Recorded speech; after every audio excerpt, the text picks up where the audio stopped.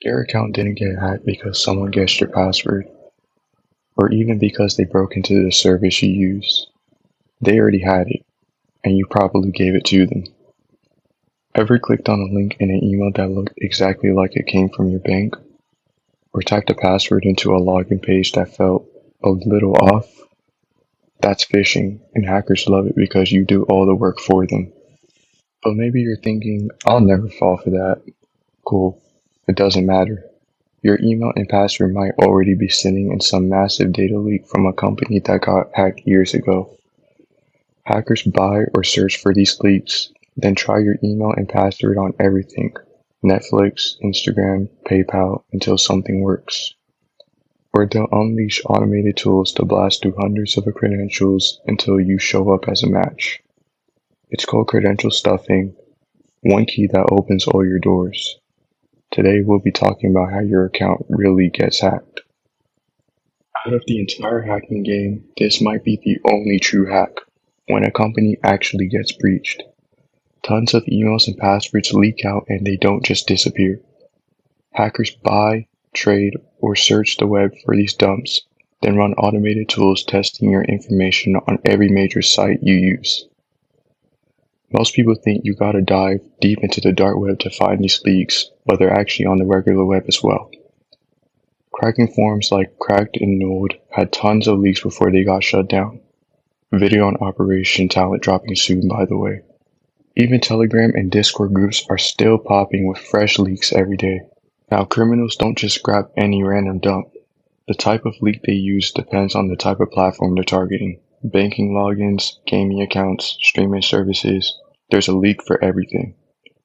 For the sake of this video, let's say the hacker wants access to Coinbase accounts so they can empty crypto wallets. What's the first thing they'll do? They'll grab data dumps or leaks from crypto or financial related services. Once they clean up the data, they're left with a list of email password or username password combinations. That's called a combo list. Now obviously, not every account in that list is valid. People change passwords, and leaks can be years old. And no one's gonna waste their time checking each account manually. This is where credential stuffing comes in. The hacker loads the combo list plus proxies to rotate IP addresses so they don't get banned into an account checking tool. The tool automatically tests every combo on the target site, then spits out which accounts are valid, which are dead, and even what each valid account contains, from subscriptions to store payment methods. So back to our Coinbase example. Once they get the valid accounts, their tool can even show which ones have money and which ones have 2FA. The target: accounts with a balance and no two-factor authentication. They just log in and transfer the funds to themselves. And not every account gets handled the same way.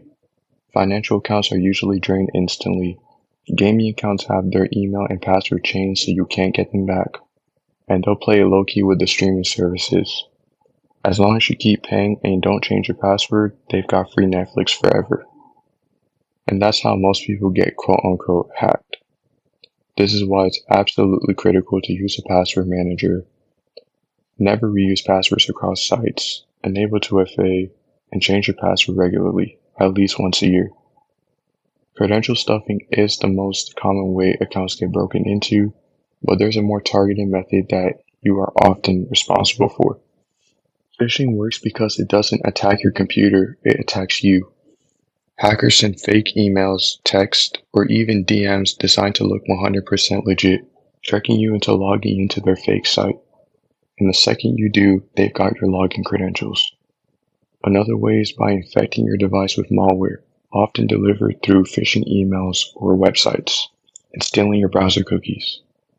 Once they've got your cookies, they can load them into their own browser and instantly log into your accounts. No password or 2FA needed. Here's why. When you click Remember Me or save your login in your browser, the site stores a session cookie locally on your computer. Malware grabs those files and sends them to the hacker, letting them clone your exact browsing session onto their machine. This is why you should avoid saving passwords in your browser and instead use a password manager.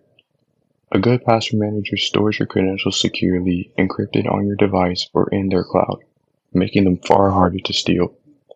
Some free password managers to get started with are Bitwarden and ProtonPass.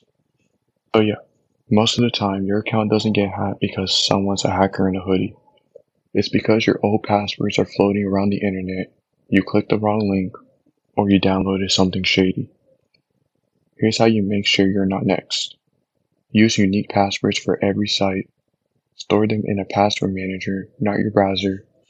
Enable 2FA everywhere, preferably with an authenticator app or security key. Avoid SMS. Use passkeys when possible. And keep your devices clean and updated to avoid malware. Because at the end of the day, hacking your account is easy when you've already given them the keys. And if you want to chat with others, get tips, or even help recovering hacked accounts, join our Discord.